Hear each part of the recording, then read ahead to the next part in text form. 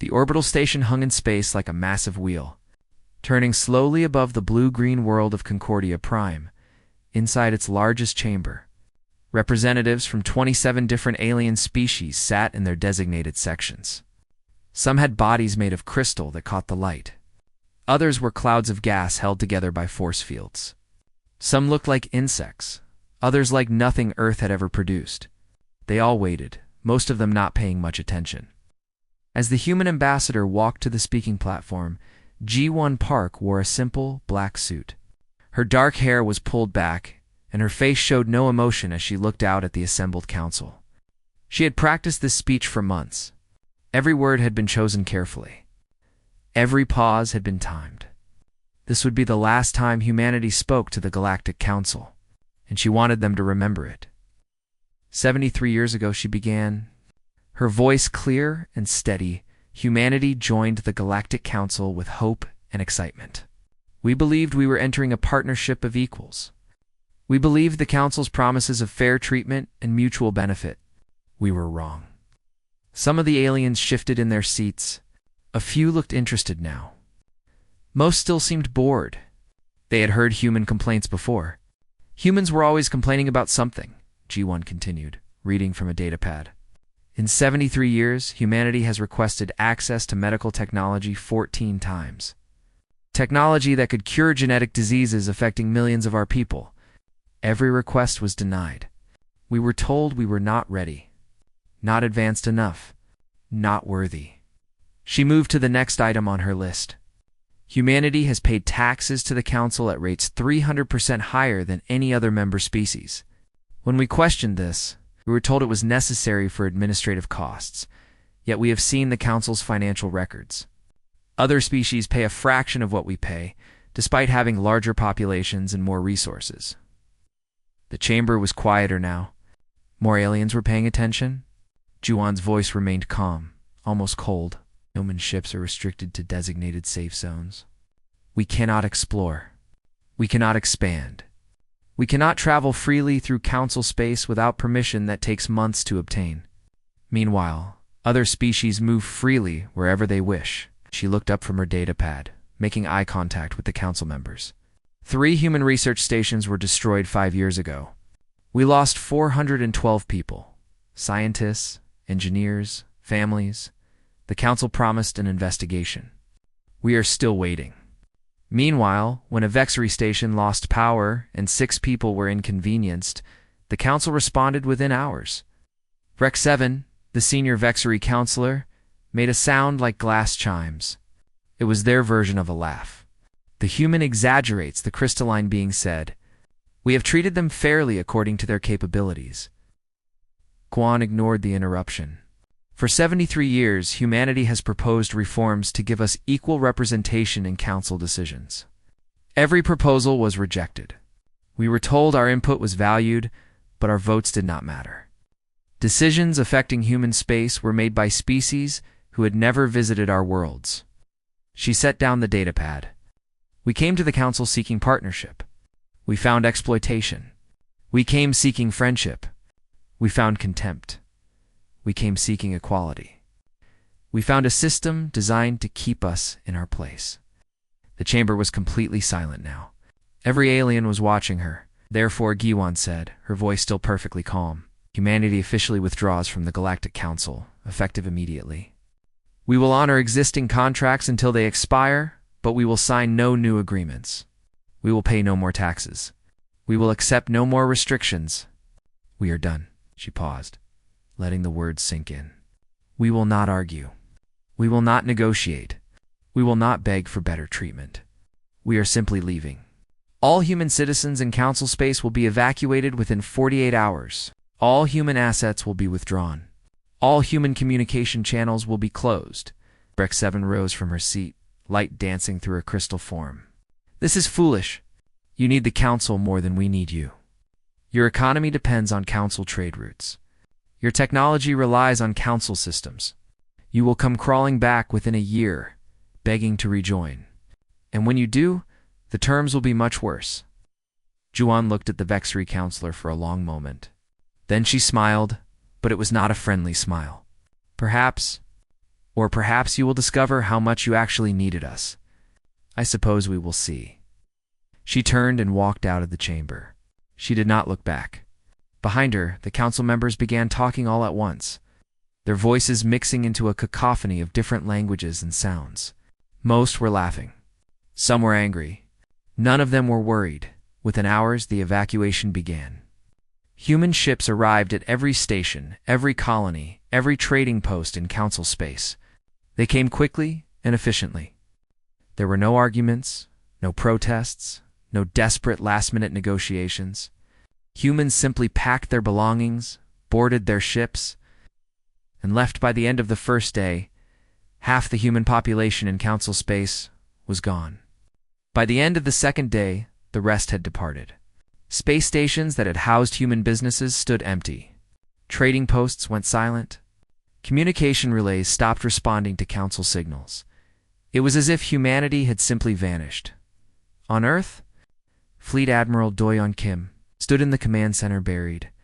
Deep beneath the Pacific Ocean, the room was filled with screens showing data feeds from across human space.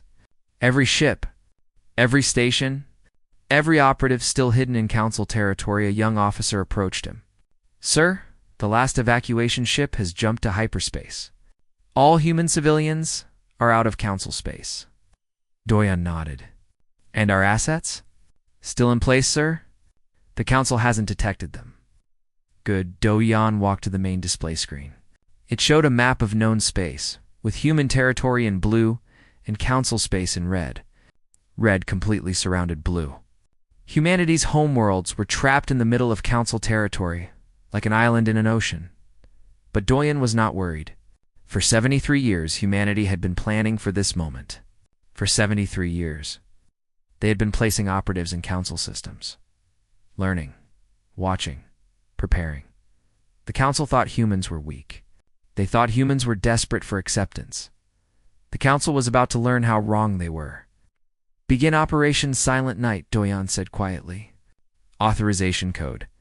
Testament. All around the command center, officers began typing commands into their terminals. Across human space, hidden systems came online. In council space, operatives received their orders. The war had begun.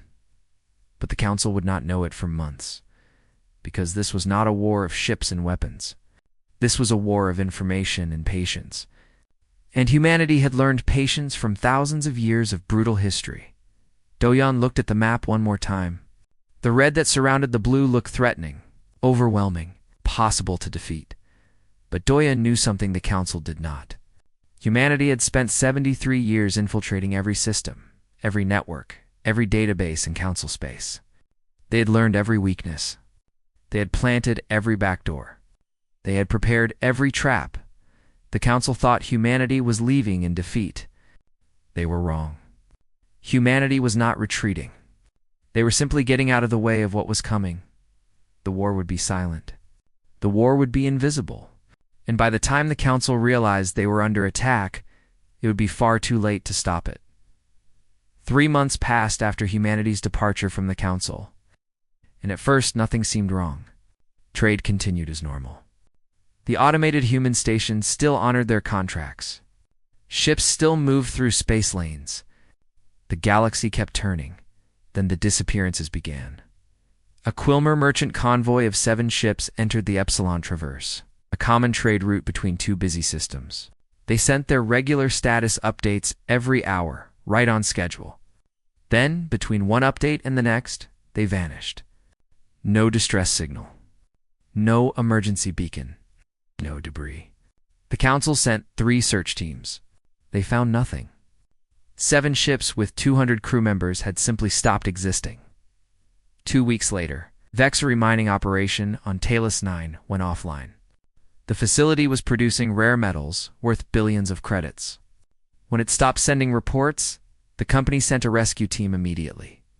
They found the facility completely intact. The lights were on. The equipment was still warm, but every single worker was gone. 300 Vexary had vanished without a trace. There were no signs of struggle, no indication of what happened.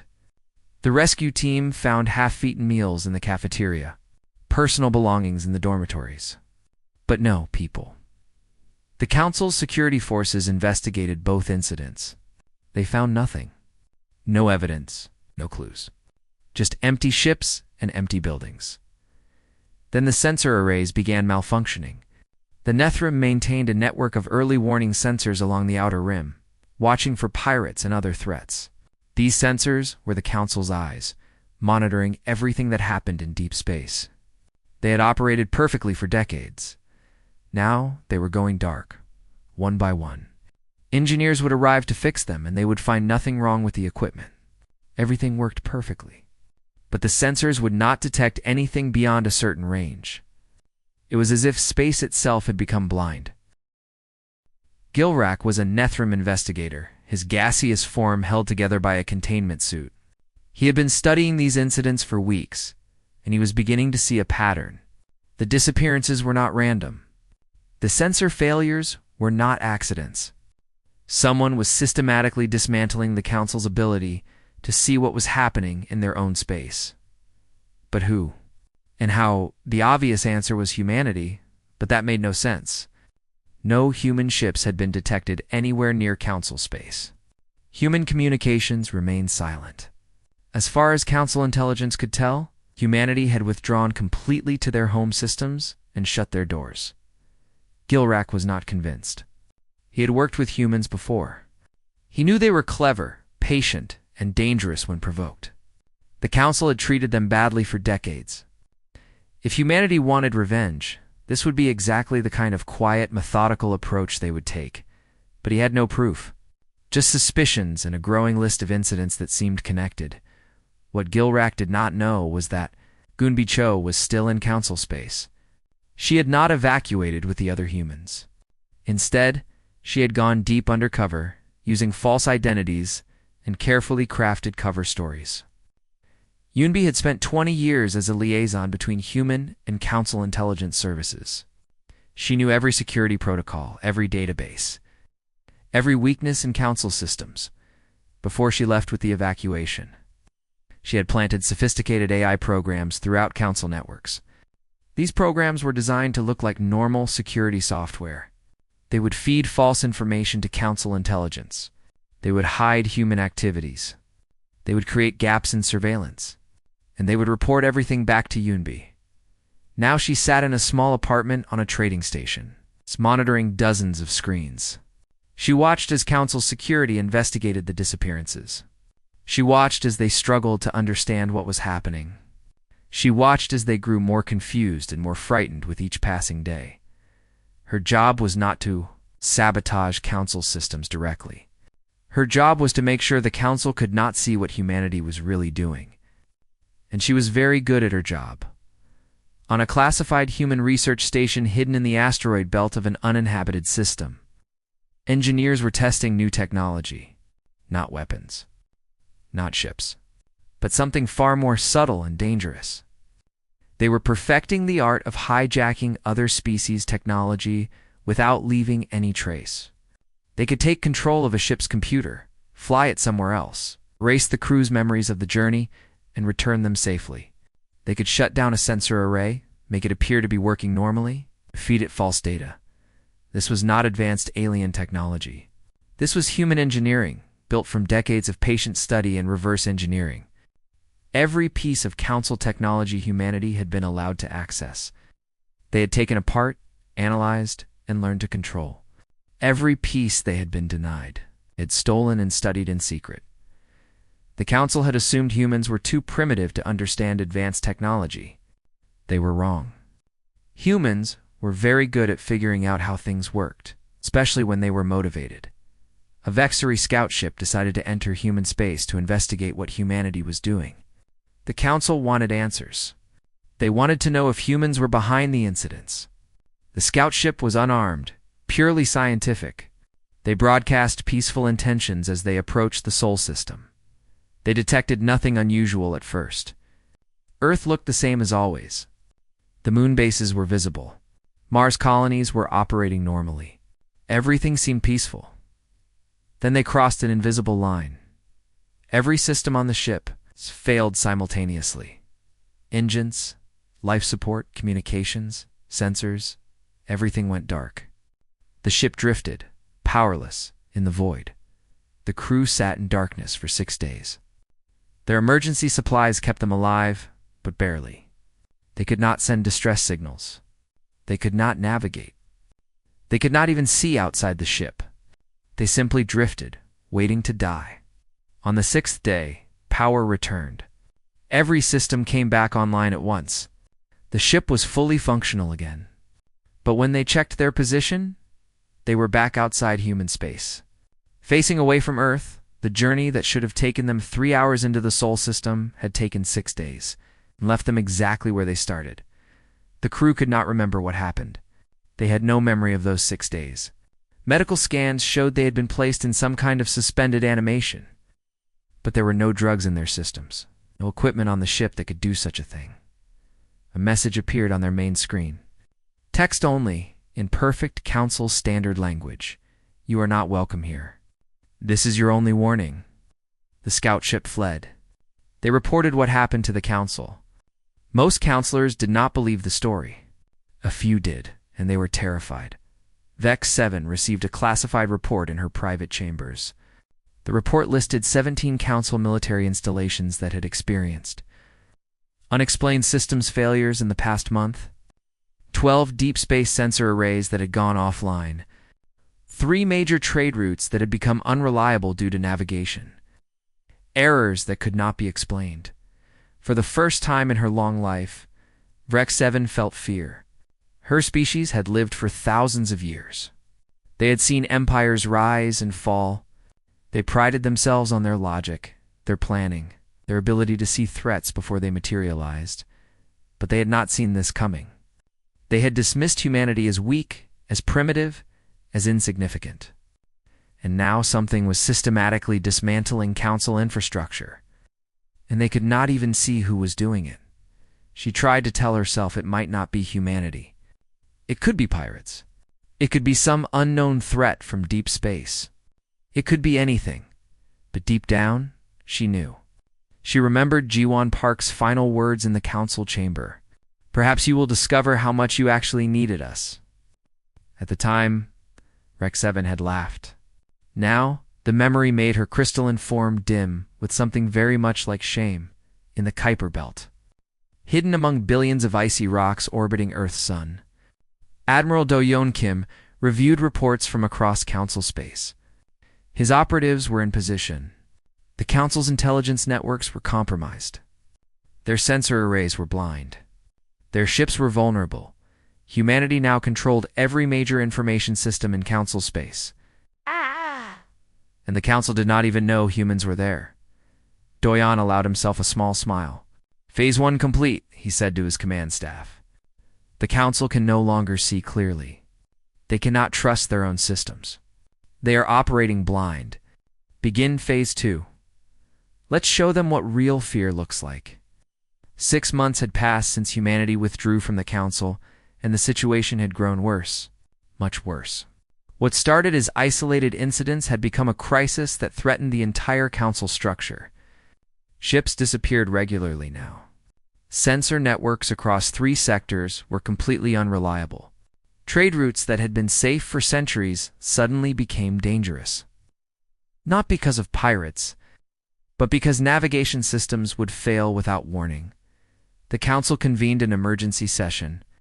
Representatives from all 27 species gathered. For the first time in Council history, fear was visible in the chamber. The crystalline Vexery dimmed their light. The gaseous Nethrim swirled nervously in their containment fields. Even the confident Quilmar clicked their mandibles in distress. Vex 7 stood to speak. Her voice, usually clear and commanding, wavered slightly. We can no longer ignore what is happening. Our infrastructure is failing. Our ships are vulnerable. Our people are frightened. We must take action. What action?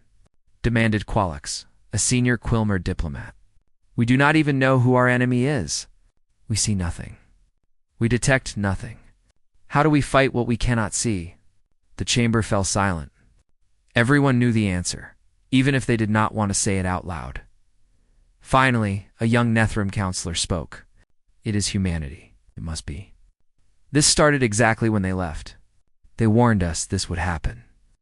They warned us nothing, Breck 7 said sharply. Ambassador Parks said they were leaving. She made no threats. She did not need to, Qualix replied. The threat was implied, and now we are paying the price for how we treated them. After hours of debate, the Council made a decision. They would send a diplomatic mission to Earth. They would apologize for past treatment. They would offer new terms for humanity to rejoin the Council. They would make this right before things got worse. The vote was unanimous. No one admitted they were terrified.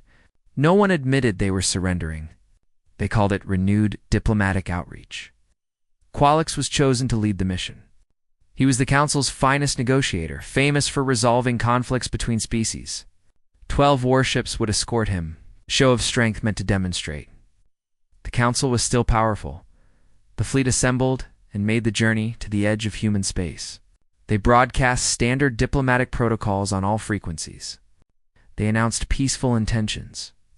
They requested permission to enter the Sol system and meet with human leadership. For 6 hours, they received no response. Then a simple text message appeared on every ship's main screen simultaneously. The message was from Fleet Admiral Doyon Kim. It said, "You are not welcome here. Turn back or be destroyed." Qualix studied the message. It was a bluff, obviously. The humans had no fleet visible, no weapons platforms, no defenses. His escorts detected nothing but civilian traffic around Earth and Mars. The humans were trying to intimidate them with empty threats. "We advance," Qualix ordered. "They will not attack a diplomatic mission." The fleet moved forward, entering the Sol system. They passed the orbit of Neptune, then Uranus, then Saturn. Still no resistance. No human ships appeared. The fleet's sensors detected only normal civilian activity. They reached Mars orbit. Still nothing. Qualix began to feel confident. The humans were bluffing after all. Then, without warning, every ship in the fleet lost power. Not just engines. Everything. Life support. Gravity. Lights. Communications. Every system went dark simultaneously. The crews floated in absolute darkness and silence. Qualix could not see, could not hear, could not move. His environment suit should have had backup power, but even that was dead. He floated in his command chair, completely helpless, waiting for whatever would happen next. 20 minutes passed. It felt like hours. Then power returned. Every system came back online at once. Lights blazed. Gravity resumed. Qualix fell back into his seat as the artificial gravity caught him. But something was wrong. The view outside the ship had changed. They were no longer near Mars. They were back at the edge of the Sol system, facing away from Earth, exactly where they had been when they first arrived. Qualix checked the ship's chronometer. 19 hours had passed. 19 hours that he could not remember. 19 hours that had simply disappeared from his mind and the minds of his entire crew. Medical scans showed nothing. No drugs, no injuries, no explanation for the missing time. They had been moved, but they did not know how or by what. A second message appeared on the main screen. Same sender, same text format. It said, "Next time, we do not return you. Leave." The fleet turned around and left. They did not discuss it. They did not debate. They ran back at Concordia Prime. When Qualix reported what happened, the council chamber erupted into chaos.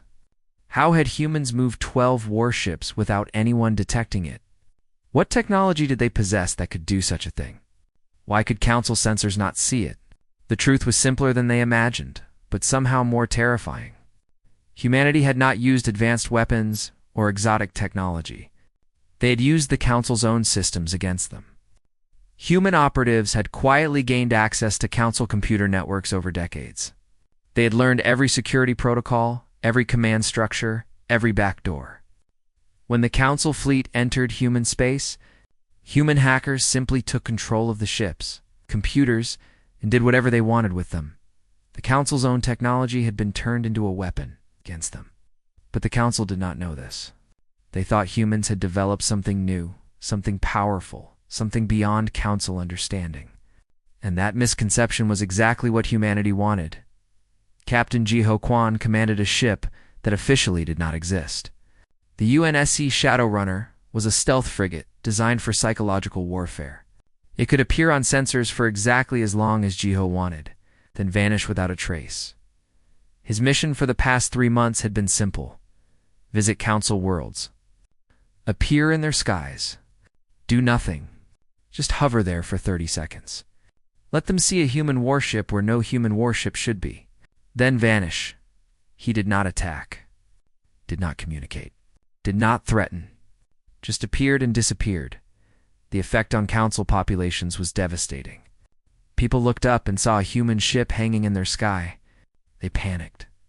They called authorities. By the time anyone could respond, the ship was gone. But the fear remained. How did it get past our defenses? How many more are there? Are they watching us right now? Geo did not enjoy frightening civilians. But he understood the strategy. This was not about destruction. It was about control. Make the enemy fear what they cannot see. Make them question their own systems. Make them realize they are helpless.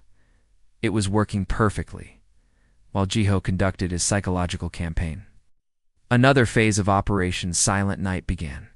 This one targeted the Council's economy, Minseo. Han was a senior engineer who had spent 30 years working on trade agreements between humanity and the Council. She knew every contract, every clause, every detail of humanity's economic relationships. What the Council did not know was that she had been inserting very specific language into every agreement for decades. Now, those carefully worded clauses activated. Simultaneously, a trade contract might say that if Council tax rates exceeded certain levels, humans could reclaim equipment sold to Council species. Medical technology humanity had sold to the Vexery suddenly stopped working when Minseo activated kill switches built into every device. Industrial equipment broke down. Computer systems crashed. Nothing catastrophic, but enough to cripple productivity. Trade routes that humanity had abandoned turned out to be critical choke points. Without human ships maintaining them, the routes became unreliable.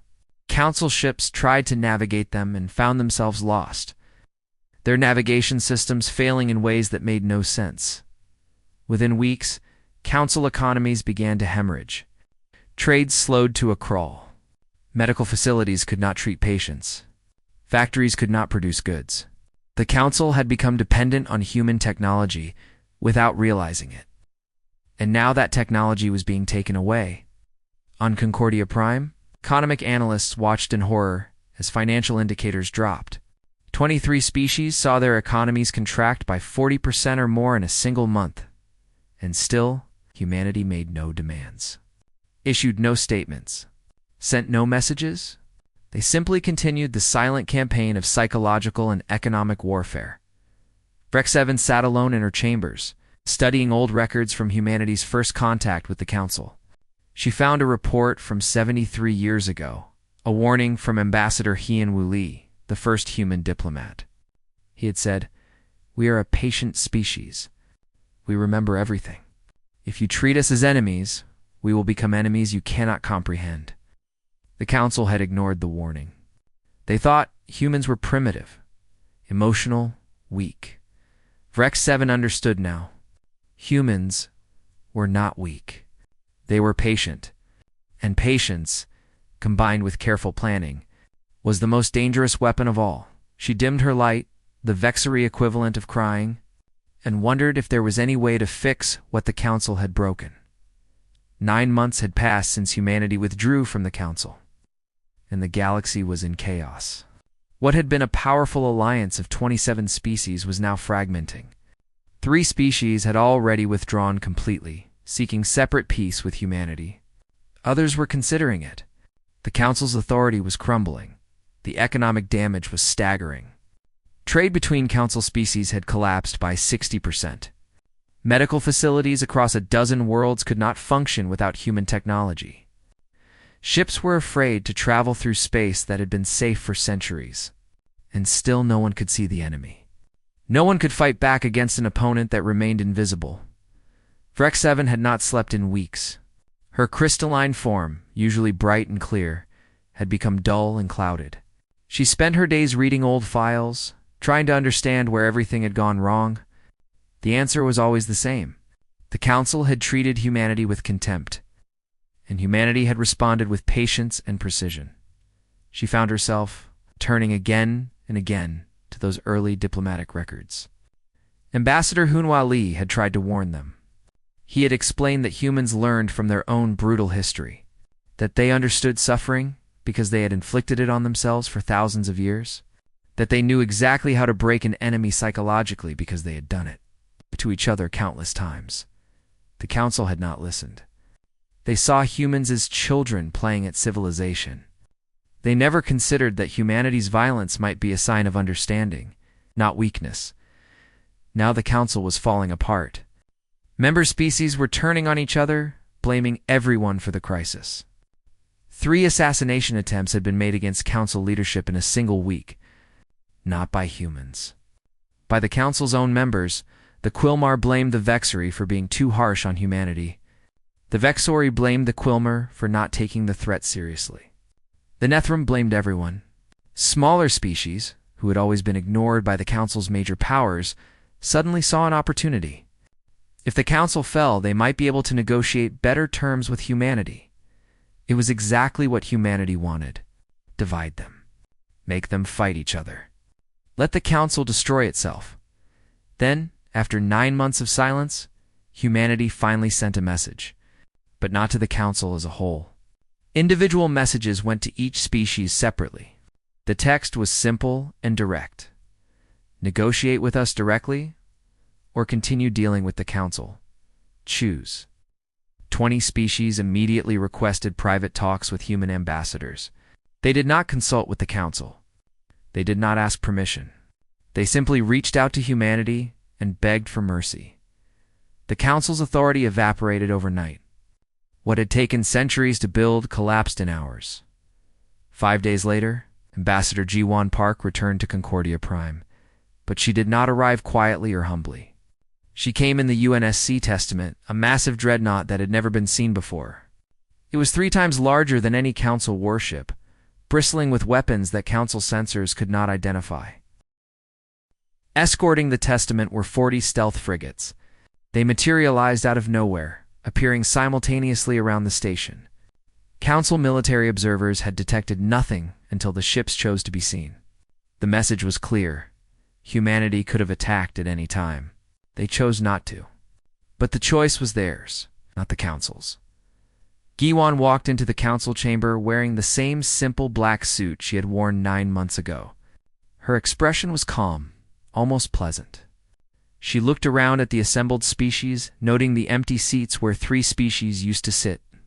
Noting the frightened expressions on the others, she did not sit in the visitors section this time. She walked directly to the center platform, the position reserved for Council leadership. No one stopped her. 9 months ago, she said, her voice echoing in the silent chamber, I stood here and told you humanity was leaving. You laughed.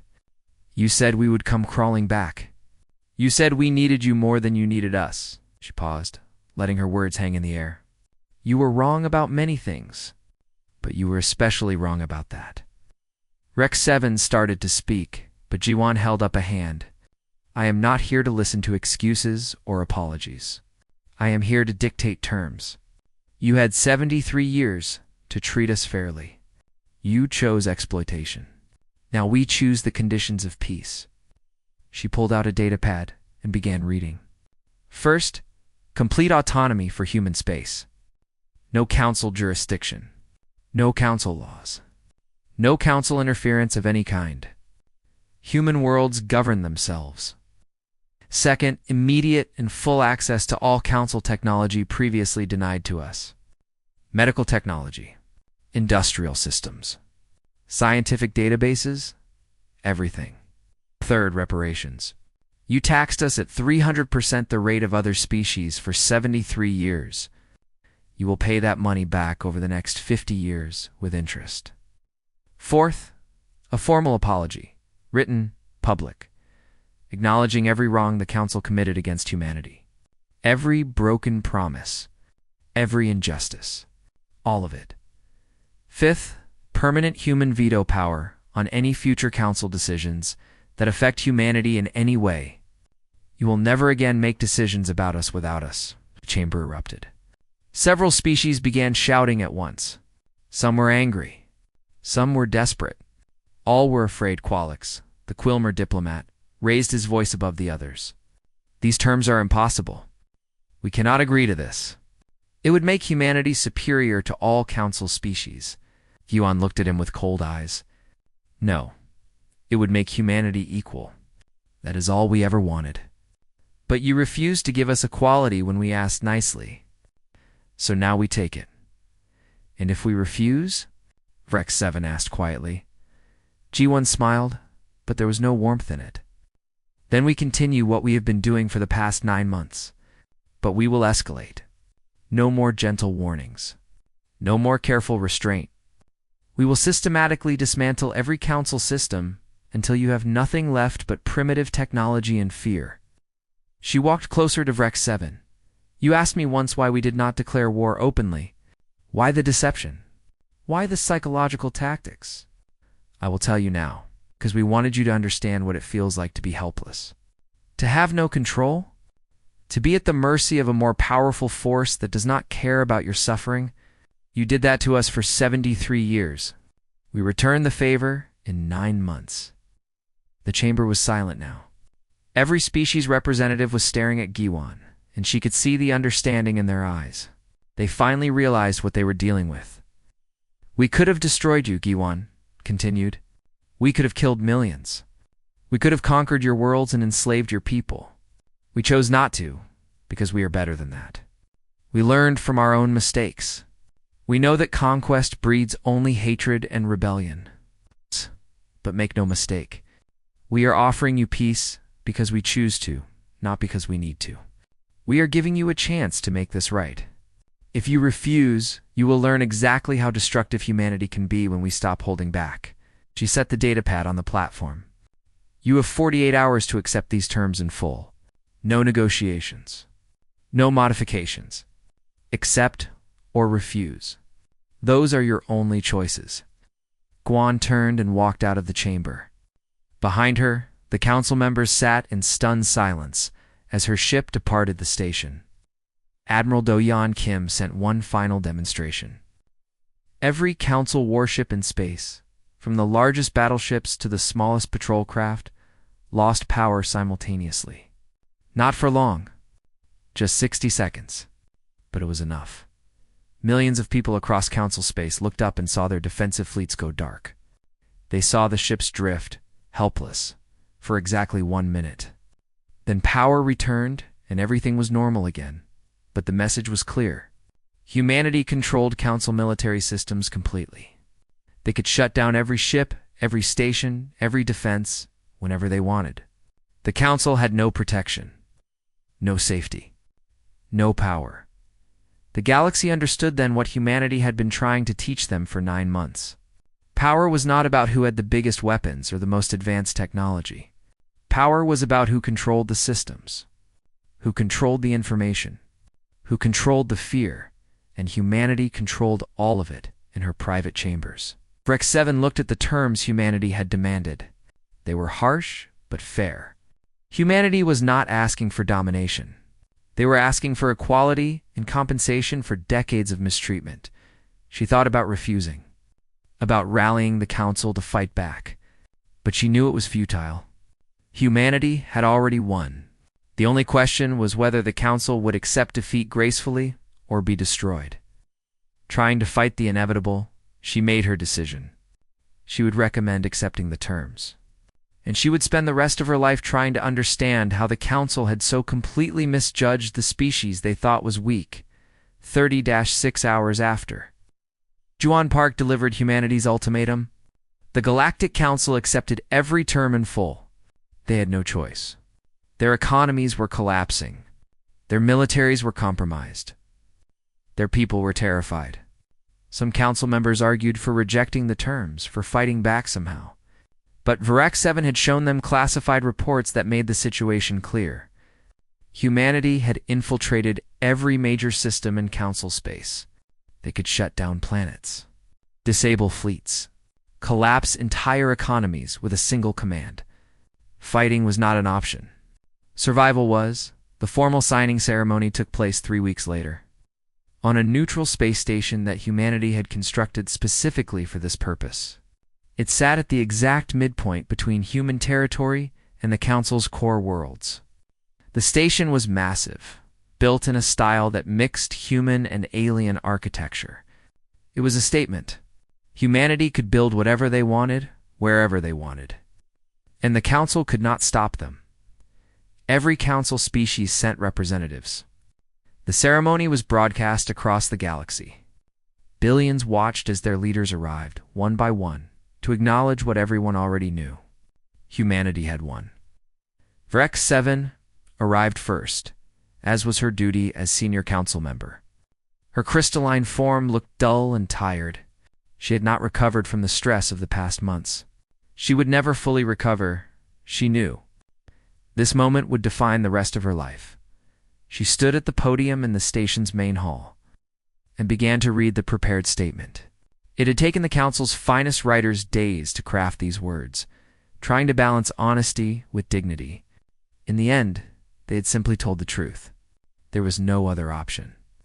On behalf of the Galactic Council, Vrex 7 said, her voice steady, despite her shame, I acknowledge that humanity was treated unjustly during their 73 years of membership.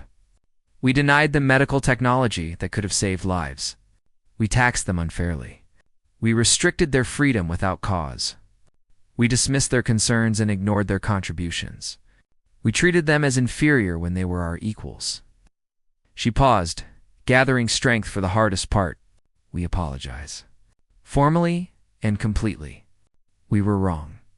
We let prejudice and arrogance blind us to humanity's capabilities and worth. We caused suffering through our negligence and contempt. We broke promises and violated trust. These actions were inexcusable. The apology went on for 20 minutes, detailing every specific wrong the Council had committed, every broken promise, every injustice. Vrex 7 read it all without stopping, without trying to soften the words. When she finished, she looked directly at Ji-Wan Park, who sat in the front row of the human delegation. We hope, Vrex 7 said quietly, that this can be the beginning of something better. A partnership built on actual respect, not exploitation. Ji-Wan stood and walked to the podium. She accepted a data pad from Vrex 7 that contained the signed agreements. All the terms humanity had demanded. All the promises the Council had made. Everything legally binding and publicly recorded. Thank you, Ji-Wan said simply. We hope so too. That was all. No speeches about forgiveness. No lectures about the importance of equality. Just acknowledgement and a cautious hope for the future. The ceremony ended. The representatives departed. The galaxy began the long process of adjusting to its new reality. 3 years later, the changes were visible everywhere. Humanity had not become cruel overlords as some species feared. Instead, they had used their power to enforce one simple rule. All species were to be treated equally. No exceptions. Captain Ji-Ho Kwan no longer commanded a stealth frigate conducting psychological warfare. Now he led a squadron of peacekeeping ships that patrolled Council space, protecting smaller species from exploitation by larger ones. His ships were visible now, marked with both human and Council insignia. When he arrived at a disputed colony or a contested trade route, everyone knew justice would be enforced fairly. He had stopped a Vexry corporation from enslaving a primitive species last month. The corporation had argued they were uplifting the species by giving them technology in exchange for labor. Ji-Ho had arrested the corporate executives and freed the workers. The Council had supported his actions. They had learned that exploitation would no longer be tolerated, no matter who was doing it. Min Seo-han now led a technology-sharing initiative that brought human medical advances to species that needed them. The treatments humanity had been denied for decades were now available to everyone. Genetic diseases that had plagued entire species for generations were being cured. Life expectancy across the galaxy was increasing. She had been working with Vexery scientists on a joint research project. It was strange at first, working with the species that had denied her people medicine for so long. But the Vexery researchers were genuinely apologetic. They had not made the policies. They had just followed them. Now they were trying to make things right. EUN by Cho had come out of hiding and now headed an intelligence service that prevented conflicts before they started. She had contacts in every species, operatives in every system, but she did not use them for humanity's benefit alone. She used them to maintain peace across the galaxy. Last week, she had discovered a plot by a Quilmer extremist group to attack Nethrum colonies. She had stopped it by leaking information to both governments simultaneously, forcing them to work together to arrest the extremists. The two species, who had been rivals for centuries, were now cooperating on security matters. The galaxy was learning what humanity had known for a long time. Peace required constant work. Justice required constant vigilance. Equality required someone powerful enough to enforce it. A young Quilmer historian named Tillix published a paper analyzing humanity's silent war. It became required reading at universities across council space. The paper examined every action humanity had taken, every decision they had made. The conclusion was startling. Humanity had achieved total victory without killing a single council citizen. Every action had been calculated to minimize casualties while maximizing psychological impact. They had fought a war not against council people, but against council systems and council perceptions of reality. The paper's final line became famous. Humanity did not wage war on the council. They waged war on the council's perception of reality, and perception always loses to patience. Admiral Do-Yeon Kim, now retired, gave an interview to a galactic news service. He was old now, his hair completely white, but his eyes were still sharp. The interviewer asked him about the morality of humanity's actions. Was it right to use deception and psychological warfare? Was it ethical to manipulate entire civilizations? Do-Yeon thought for a long moment before answering. "My species has a violent history," he said. "We fought wars that killed millions. We developed weapons that could destroy our entire planet. We did terrible things to each other for thousands of years. We learned from that history. We learned that wars of conquest create only resentment and rebellion. Winners and losers. Occupiers and rebels. That cycle never ends well." He leaned forward, his expression serious. "So when the council forced us to choose between submission and war, we chose a third option. We fought a war that changed minds instead of taking lives. We wanted the council to understand that treating us as equals was in their best interest. Not because we would destroy them if they didn't, but because everyone benefits from fairness." Sometimes he continued, "The kindest thing you can do is show someone the consequences of their choices before those consequences become permanent. We could have killed millions and conquered the council. Instead, we frightened them for 9 months and then offered peace. Which was more moral?" The interviewer had no answer. Neither did most people who watched the interview. But they understood his point. Humanity had been ruthless but not cruel, determined but not destructive. They had proven their strength and then chosen mercy. On Earth, new generation was growing up in a galaxy that looked very different from the one their parents had known. Salmon Park, Jiwon's daughter, graduated from the Interstellar Fleet Academy at the top of her class. The academy was no longer exclusively human. Vexery Quilmer, Nethrum, and 24 other species trained alongside humans as equals. Soman had suggested the Academy's new motto during her application essay: patient, persistent, prepared. It captured everything humanity had learned from their long struggle with the Council. Patience to wait for the right moment. Persistence to never give up. Preparation to be ready when opportunity came. The motto was adopted unanimously. It would guide future generations of officers, both human and alien, as they worked to maintain the peace their predecessors had fought so hard to achieve. Ambassador Giwon Park stood once more in the council chamber, but this time as humanity's permanent representative to a restructured galactic council. The chamber had been completely redesigned. No species sat higher than another. All seats were equal. All voices carried the same weight. She watched as the council voted on a proposal to explore the galactic core. It's a joint mission with human ships leading the expedition. The vote was unanimous. Every species was excited about the project. They would work together, share discoveries together, succeed together. As she left the chamber after the vote, a young Vexery assistant approached nervously. The young alien's crystalline form was bright with curiosity and a touch of fear. "Ambassador Park," the Vexery said quietly, "may I ask a personal question?" Ji-won smiled. "Of course. Did you always plan this? From the very beginning, did humanity know how it would end?" Gi-won thought about Ambassador Hyun-woo Lee, her mentor, who had tried to warn the Council 73 years ago. She thought about Admiral Do-young Kim, who had spent decades preparing for a war he hoped would never come.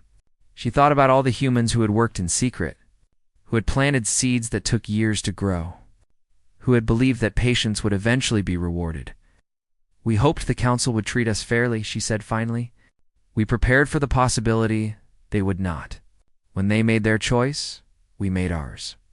But we always knew what kind of future we wanted. A galaxy where everyone was equal, where justice mattered, where strength was used to protect, not to exploit. And now?" the Vexery asked. "Now we all get to build that future, together." The young alien nodded and walked away, thinking about what the ambassador had said. Gi-won watched the Vexery go and allowed herself a small smile. The new generation did not remember the old injustices. They only knew the current peace. That was exactly how it should be. She looked out the station window at the stars beyond. Somewhere out there, human ships were exploring unknown space. Council ships flew beside them, working as partners. Scientists from a dozen species were sharing data and discoveries. Trade flowed freely. Medical technology saved lives across the galaxy.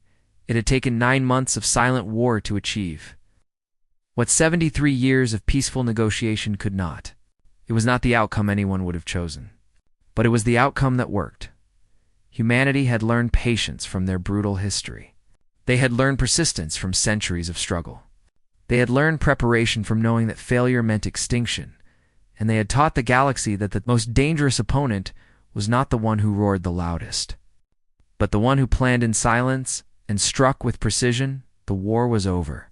The peace had begun, and the galaxy was better for it.